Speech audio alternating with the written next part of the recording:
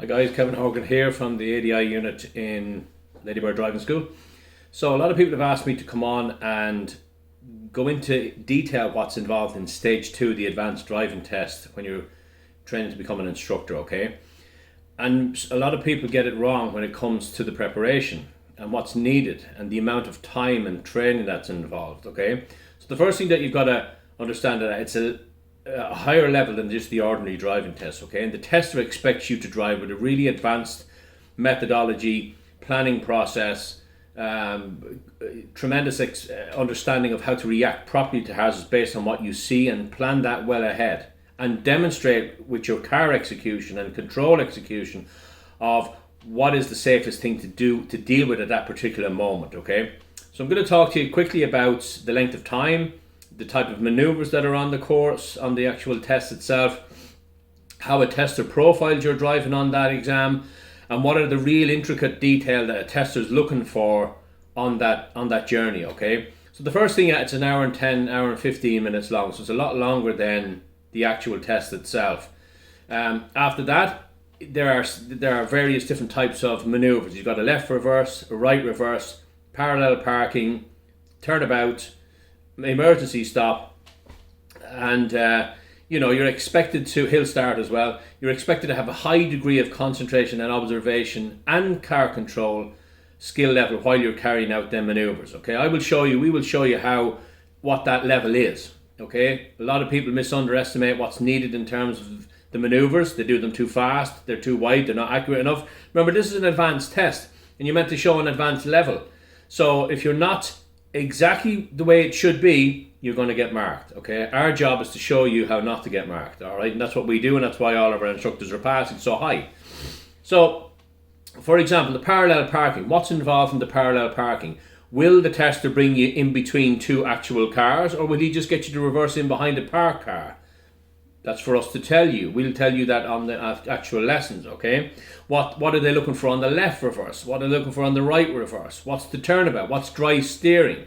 Will he allow you to counter steer on the approach to the far curb, or will he allow you to turn while the car is on the move? What's the detail in that, okay?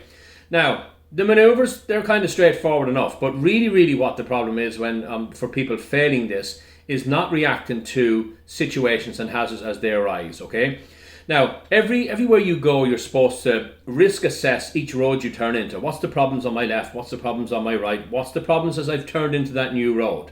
And what you're meant to do is have an advanced thinking methodology to think, okay, so what will I do with what I see up ahead, and how will I tell the car what to do based on what I see, all right?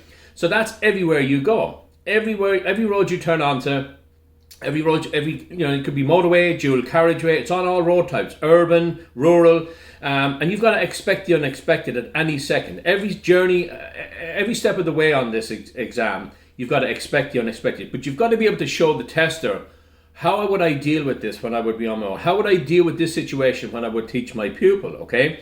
So the advanced thinking and the advanced understanding of how to, hazard perception is crucial, basically. Basically, what if? What if that car pulls out in front of you? What if that traffic light changes? What if the pedestrian walks out? What if the bike changes direction? So you've got to predict that. And it's always going to be different every second. Every second of the journey, things can change, and poor drivers or poor road users can influence your decision and what you do, and can get you failed because you didn't read and preempt. That's what could have happened, all right? My job is to show you how to think that advanced way. All right, that we don't think of every day because we don't need to. We just react. We're on top of the roundabout. We're on top of the problem. We just stop in neutral. We stop in fifth. We stop whatever, and they will get you a mark on a test. The type of observation moving off. Have you looked properly moving off over your shoulder? Okay. So what we do is we break down the stage 2 training into sections that the tester has the biggest problem with, which is main driving and just not reacting to the situations, and we train you how to deal with them, that the tester would think, yeah, that was well done, okay? So it's some of the reasons why people fail is that they don't put in enough time, they don't put in enough hours. It takes about 8 to 12 hours of consistent driving on the routes to be able to pass stage 2. Anybody who tells you any different, you're wasting your time. It's like €200 to reapply. You're better off being well advanced than not near enough ready.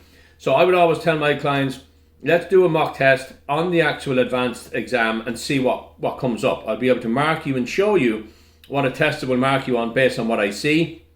And over the time, you can fix that problem. You can fix the parallel parking. You can fix the motorway driving or whatever that you know the tester will be happy with. So it's about profiling your driving. The tester wants a really, really high level. And it's not only about that. We would train you to change your style. Get some drivers come into all erratic. They're all, firing in the gears and very, very rough and erratic actions. It's not smooth. And it's just untidy, it's ugly, right? So we would train your style, not just train you how to pass the exam, so that you've got lovely gear changes, that everything is effortless, seamless, flowing, okay? Change your driving so that the tester thinks, God, this is a lovely driver, okay? So stage 2, ADI, if you've got an exam coming up, contact us, we will show you how it's done, all right? Talk to you soon.